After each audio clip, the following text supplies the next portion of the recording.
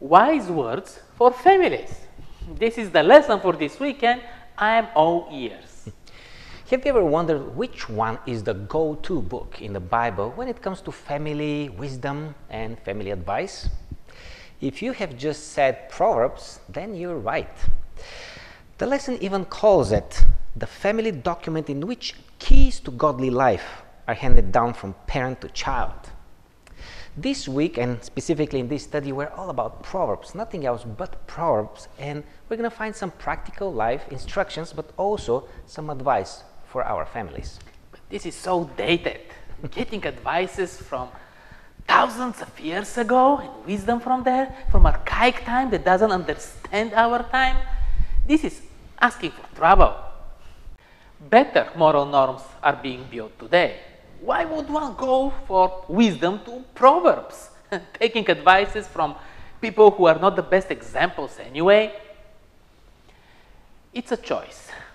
And there is plenty to learn from people who have been places and seen things. Experience does matter. And it's about virtues, priorities, values, about what is important in life.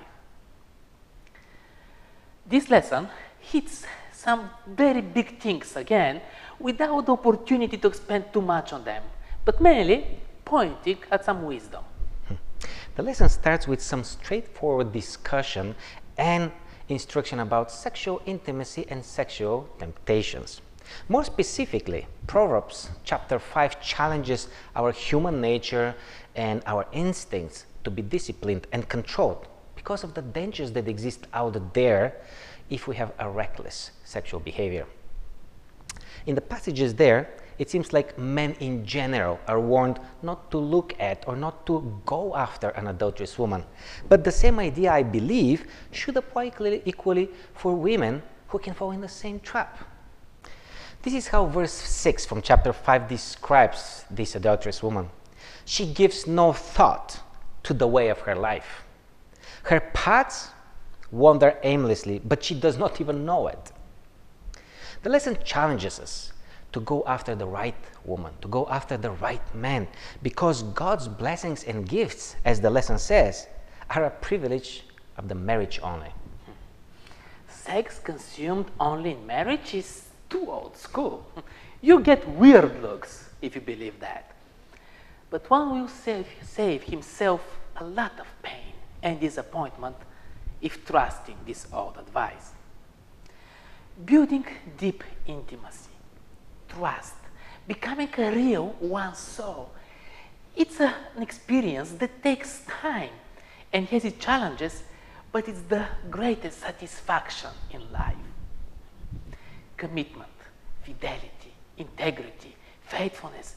You can't really appreciate and even understand those things without experiencing them. A good parent leaves an inheritance for their children's children.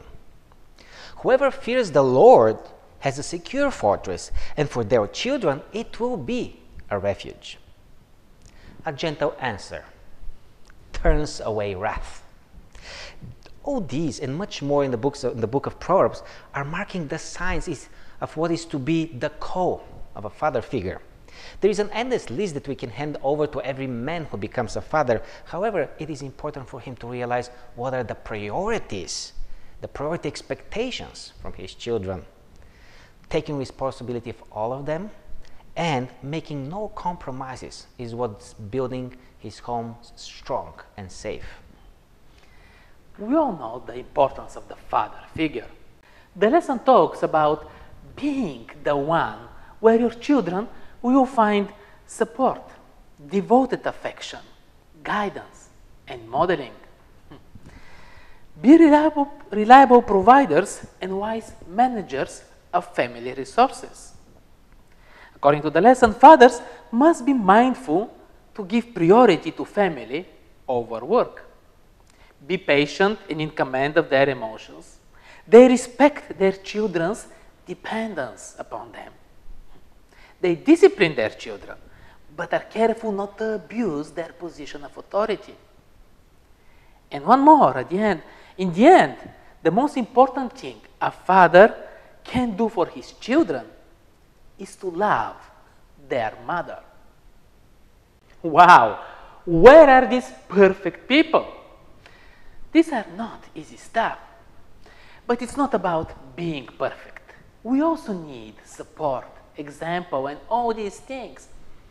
And we can find them in a relationship with God. And when our kids see that, it makes a difference. There is another very unpopular topic that the lesson points to about discipline and correction.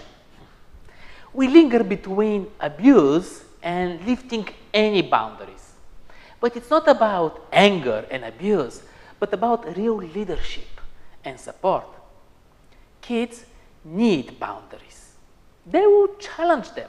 It's part of their development and growing up, but they do need boundaries. Without them, they feel insecure, and it hurts and damages them. I like how further on the lesson raises the point of humor that we find in the book of Proverbs when it comes to family matters. There's two examples. Better to live on a corner of a rooftop than share a house with a quarrelsome wife. Or bless your neighbor with a loud voice early in the morning. Many times family relationships are tense, strained the least. We tend to do some foolish things or to do some not well thought through things, and we hurt each other. And the only cure that helps in moments like that is a little bit humor added to an honest apology. Because humor breaks barriers. It makes you laugh. Humor injects different emotions and feelings, and then we have a chance for a consolidation. It's healthy when one can go through things with good attitude and laugh at himself. What is not good is to make fun of others, undermine their concerns and issues, and when we show disrespect. We started our study today by talking about the importance of choosing the right man and the right woman in our life as a partner. We stopped our attention more on what kind of woman or man we should avoid when sexually connecting. It's funny, but the lesson also ends with bringing our attention back to the woman. However, this time it's challenging us to look at the good traits that she might have that will bring blessings to her relationship. Proverbs uses some words to describe her, like her being wealthy, strong, virtuous, and noble.